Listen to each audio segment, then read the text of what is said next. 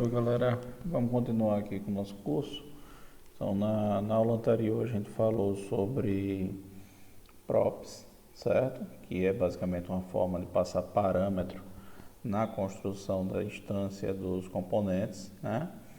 E agora a gente vai falar sobre state, tá? Toda vez que a gente precisar que um componente ele mantenha algum valor, a gente pode fazer uso de state para isso, tá? Como uma forma geral, né, essa nota aqui eu acho que é bem importante. Como uma regra geral, use o props para configurar um componente quando ele é renderizado, né, quando ele é exibido na tela. Use o state para manter é, o, keep track, é manter. Deixa eu ver uma tradução aqui legal. Manter rastreio. Deixa eu ver aqui uma tradução.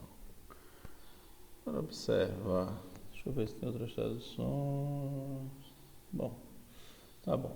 Para observar, tá? Para ficar de olho. Para observar de qualquer dado do componente que você espera que altere ao longo do tempo, certo? Então, se você tem um componente, esse componente ele vai precisar guardar um valor, que esse valor vai mudando ao longo do tempo, aí é o state que você vai usar, tá? A gente aqui tem duas formas de trabalhar com isso, né? Com componente funcional e componente de classe. Vamos ver aqui cada um desses como é que funciona, ok?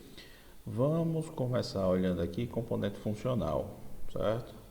Então vamos ver aqui componente funcional, como é que funciona, tá? Eu vou começar explicando o código, depois a gente vai ver ele funcionando, ok? Então vamos lá, eu tenho aqui o import React e eu tenho aqui o import do hook useState, tá? Esse hook aqui, o que é que ele faz, tá? Hook, a tradução aí seria gancho, certo? A tradução de hook é gancho, a gente tem diversos hooks em React Native e esses hooks aqui vai ajudar a gente a trabalhar, né? Vamos procurar aqui rapidinho, React Native hooks, né? Então vamos ver aqui é o React voltado para a web, mas o mesmo vale para a gente. Então foi uma evolução recente do React Native e eles permitem que você use o state e outros recursos do React sem escrever uma classe. Então tinha coisas anteriormente que a gente só conseguia fazer usando classes. E aí a gente, através dos hooks, consegue fazer agora essas implementações usando componentes funcionais, ok? Inclusive eles são chamados de stateless, certo? Os componentes funcionais eram conhecidos por stateless, sem estado, ok? Então vamos lá, vamos ver aqui o código, vamos ver como funciona, tá? Então tem esse hook aqui, o useState, né? Eu tenho aqui os componentes visuais, eu tenho button, né? Esses azuis aqui, eu tenho text, eu tenho um texto aqui, eu tenho outro texto aqui e tenho o view, né? Para agrupar esses componentes, tá? App.js, ele tem o componente café, é o export default, ele vai começar a execução por aqui, né? Eu já mostrei aqui. Isso aqui é uma alternativa ao view, né? Ele usou isso aqui, chama fragment, tá? Se a gente quiser colocar isso aqui por extenso, a gente pode fazer assim, certo? Dando o mesmo. É claro que é mais prático, abre menor que, maior que, né? E o menor que barra maior que para fechar, ok? Mas se fosse por extenso, a gente escreveria dessa forma. Ele está usando aqui para agrupar da mesma forma que um view poderia ter sido usado, ok? Ele está criando duas instâncias de cat e ele passa o nome, né, o name para essa instância, tá? E observa que esse name ele está sendo impresso aqui no text, né? Então aqui o primeiro nome, aqui o segundo, basicamente o text com esse button é a primeira instância do cat, e aqui esse outro text com esse outro botão, a segunda instância de cat, né? Vamos ver aqui essa implementação de cat, né? Então, como a gente tinha falado anteriormente, toda vez que você define um componente, você pode imediatamente instanciá-lo, né? Da mesma forma que você instanciaria qualquer outro componente, ok? Então tem a implementação de cat, né? Observa aqui o parâmetro props, né? Para poder receber esse name. E quando eu começo aqui a implementação de cat, né? Antes do retorno do JSX, eu estou declarando, né? Estou fazendo uso do useState, tá? O useState funciona da seguinte forma: a gente tem a chamada useState, ele recebe um parâmetro. Esse parâmetro é o valor inicial, certo? Desse estado aqui, no caso is hungry, né? Está faminto, que está sendo criado, tá? Então ele retorna, né? Uma vez que você passou esse parâmetro aqui, ele vai entregar duas coisas para a gente. Ele vai entregar aqui a variável do estado, né? A propriedade de estado, no caso aqui esse primeiro, e ele entrega uma função para a gente fazer alterações. Toda alteração no estado deve ser feita através dessa função, e uma chamada dessa função passando como parâmetro para ela um novo valor para esse estado, ok? Então vamos ver aqui agora o JSX, né, de retorno de cat. O JSX ele tem um view, né, englobando aqui, envolvendo, né, o wrapping, um text e um button. O text ele vai ter um texto fixo aqui, I am, e aí o nome do gato, né? E aí ele vai atrás do props. Dentro de props eu tenho o atributo, a propriedade name, né? Aí ele bota uma vírgula, and I am, eu sou o fulaninho e eu estou ou com fome ou cheio, tá? Basicamente é isso. Aí eu tenho um código JavaScript aqui. Esse código JavaScript aqui faz uso de um operador ternário, né, como se fosse um if. Então ele vai, tipo if is hungry, né? Se está faminto, você vai escrever hungry, tá? Se não, escreve full, cheio, tá? É isso que ele está fazendo aqui, ok? Observa que ele vai consultar o estado, né, o atributo, a propriedade aqui do estado. Dependendo do valor dela, vai escrever com fome ou cheio. O button ele tem três propriedades, certo? OnPrice, né? Nesse caso aqui OnPrice. O OnPrice ele está implementando uma função que não recebe parâmetro e ele vai jogar, né, o valor false nesse atributo aqui do estado, né? Tá usando a função aqui set, né, que foi criada, set is hungry, e passando o valor false, tá? Observa que eu tenho um segundo atributo, o segundo parâmetro aqui para button, que vai dizer se ele está desabilitado, né? Então ele vai estar desabilitado se ele estiver cheio, se ele não estiver com fome. Desabilitado se não estiver com fome, né? Observa que é não is hungry, tá? E tem um título, né, que é o texto que vai aparecer no button, que de novo, né, vai fazer aí um condicional aí, né, um operador ternário que vai olhar para is hungry. Se tiver com fome, ele vai escrever aqui, tá em inglês, pour me some milk, please, né? Sirva-me um pouco de leite, por favor, tá? Se não estiver com fome, né, se cair aqui no else, ele vai escrever obrigado, ok? Então, na prática aqui, observa as duas instâncias de gato, cada uma com seu respectivo nome, tá? Aqui o nome do primeiro, o nome do segundo.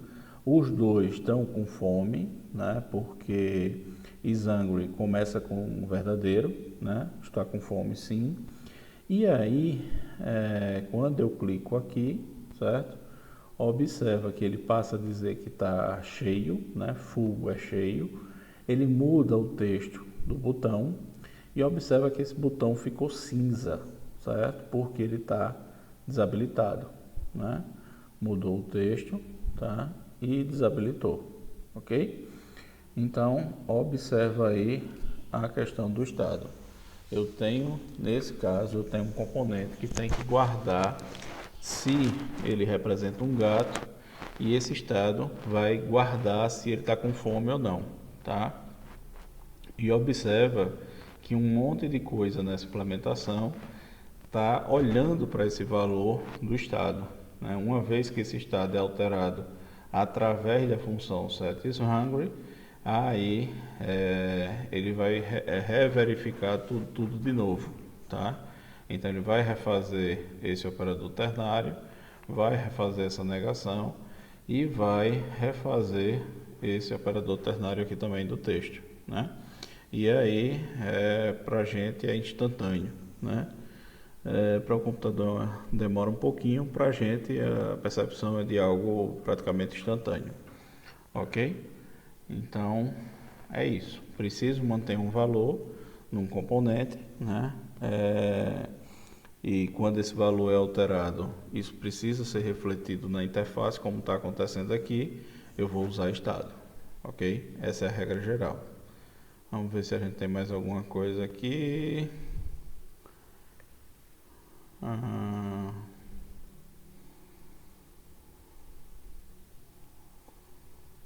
Bom, ele está explicando basicamente as mesmas coisas que eu expliquei e fica faltando só a demonstração aqui da mesma implementação usando componente de classe, tá? Então vamos observar isso aqui. Aqui a gente tem o efeito é o mesmo, né? Vamos ver aqui a implementação, ok? Então dessa vez eu não tenho use state, né? Eu vou ter aqui o import de component, como eu mostrei para vocês. Se vocês fizerem aqui react.component, isso aqui pode ser omitido, ok? Posso tirar isso aqui sem problema. Eu tenho aqui um bundle text view como no anterior. Observa aqui que é diferente, né? Estado agora a gente vai declarar aqui. Eu particularmente não gosto desse formato aqui, eu prefiro isso aqui, certo? Declarar um constructor. O que é que ele vai reclamar aqui? Alguma coisa? Ah, certo, o constructor precisa dessa chamada super aqui, ok? Então, como é que é isso? Eu não gosto desse negócio solto aqui do jeito que estava, certo? Eu recomendo usar constructor. Constructor é o quê?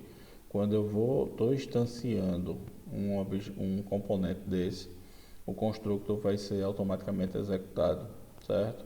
Quando eu faço super aqui, é porque ele está chamando o constructor da classe Py, ok?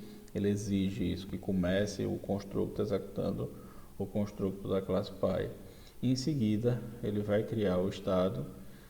Esse estado é um objeto, né? Um objeto JavaScript, onde eu tenho cada um dos parâmetros desse estado, né? Parâmetros, atributos, posso ter diversos. No caso, nesse exemplo aqui, eu só tenho um e já digo que ele começa com o verdadeiro, né? Defino que tem esse parâmetro aqui e defino que ele começa com verdadeiro. E eu tenho o render aqui embaixo, tá? O render seria, né, como a gente tinha feito anteriormente. Então esse render, né, do gato, ele vai fazer o que? Ele retorna um JSX, bem semelhante ao anterior. Ele tem um view que vai envolver text e um button. O text, né, muito parecido com o anterior. Dessa vez aqui eu tenho thisProps name, tá? Deixa eu ver se isso aqui está funcionando legal. Ele está reclamando component is not defined, porque eu tenho um segundo component aqui, React component. ok? Resolvi. Is angry. Deixa eu ver aqui. Ele está reclamando, linha 21, certo? Linha 21 é o text. Certo, aqui eu acho que faltou this, certo? E agora funciona? Funciona, certo? Eu recomendo aqui receber o props e passar esse props aqui, ok?